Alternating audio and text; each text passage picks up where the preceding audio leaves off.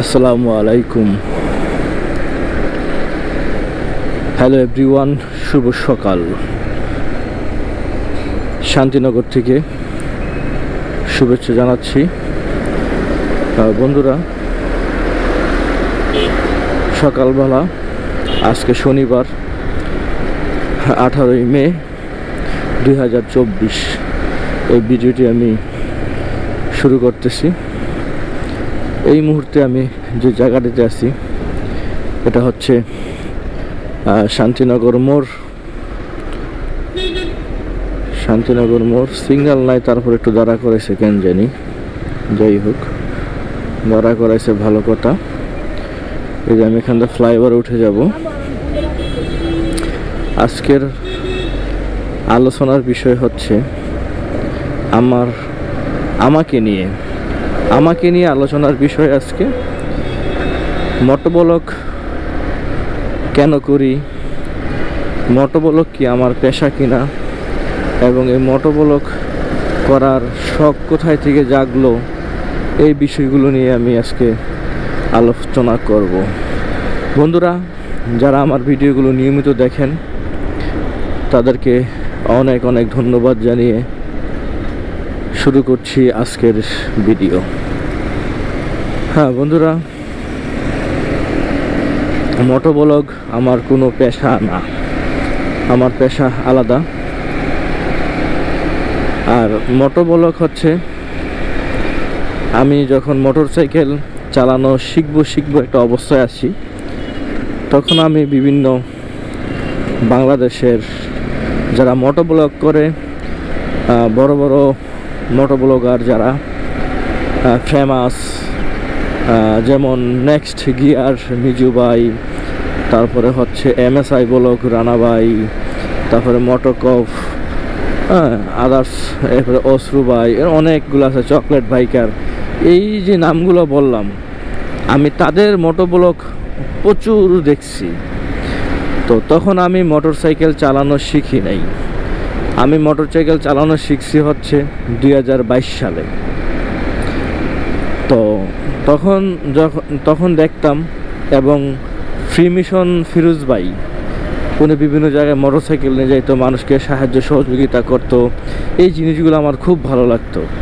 তখন থেকে মোটরসাইকেল চালানো শিখবো, ঠিক আছে, বা এরকম একটা মোটোব্লগ করার চিন্তাভাবনা তখন থেকে মাথায় আমার আসে। আসলে সবাই তো আর সব কিছু ওইভাবে পারফেক্টলিভাবে পারে না, তো হয়তোবা আমি ওইভাবে পারতেছি না, চেষ্টা করে যাচ্ছি, আর আপনাদের সহযোগিতা কামনা করছি। শুধু মোটোব্লগ থেকে আমার অনেক টাকা ইনকাম করতে হবে, আমি এরকম কোনো উদ্দেশ্য নিয়ে মোটোব্লগ করি নাই।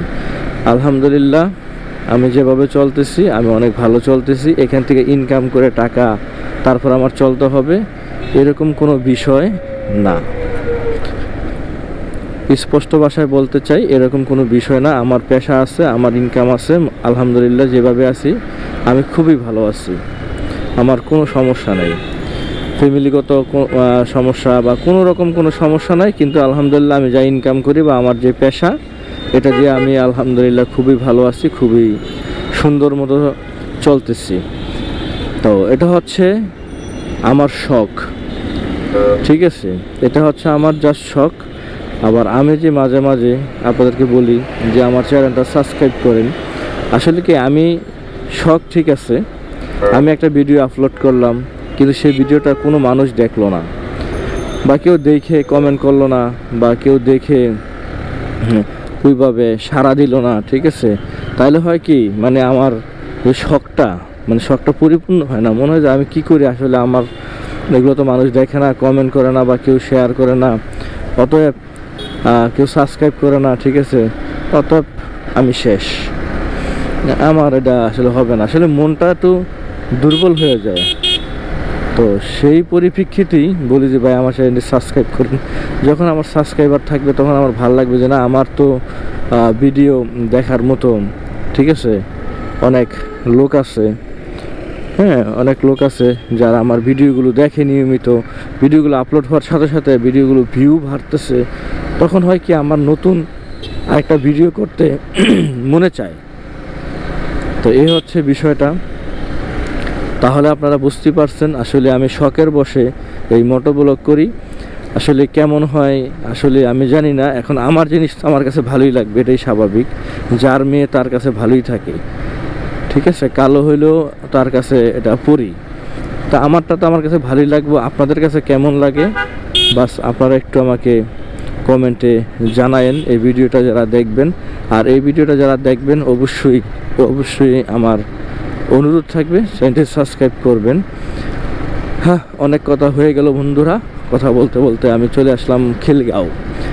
খিলগাঁও আপন কফি শপ, বিএফসি, কেএফসি, পপাইলস, যাই হোক অনেকগুলো এখানে খাবারের দোকান আছে, অনেক নাম করা, হয়তোবা অনেকেই আপনারা চিনেন যারা খিলগাঁওতে বসবাস করেন। আর এই রাস্তাটি আমার খুবই পছন্দের একটি রাস্তা। তবে এই সময়ের জন্য ঠিক আছে, কিন্তু যখন আমি বিকালে আসবেন তখন এই রাস্তার পাশে এইভাবে গাড়ি চালানো যায় না, প্রচণ্ড জাম থাকে এদিকে। এখন বাজে সকাল 9:26, যার কারণে প্রচণ্ড ফাঁকা। সকালে মনে হালকা একটু বৃষ্টি হয়েছে, বৃষ্টির কারণে রাস্তাটা একটু ভিজা ভিজা। যাই হোক খুবই ঠান্ডা। আমি খুব টেনশনে ছিলাম যে আসলে আজকে যাইতে পারি কি না, কারণ বৃষ্টি আসলে তো ভিজে যেতে হবে। তারপরেও মোটামুটি চলে আসছি, আর কোনো প্যারা নাই। তাহলে বন্ধুরা, তালতলা মার্কেট, খিলগাঁও থানা, তালতলা মার্কেট থেকেই বিদায় নিলাম। খোদা হাফেজ।